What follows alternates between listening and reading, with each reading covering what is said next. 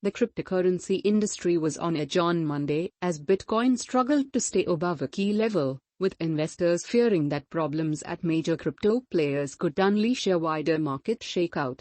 Bitcoin was trading just under the symbolic level of $20,000 in early London trading hours, roughly the peak of its charge to its previous record in 2017. Bitcoin had dropped on Saturday to as low as $17,592.78, falling below $20,000 for the first time since December 2020.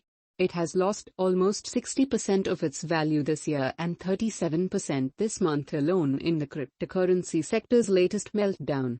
The fall in crypto markets has coincided with a slide for equities, as U.S. stocks suffered their biggest weekly percentage decline in 2 years on fears of rising interest rates and the growing likelihood of recession.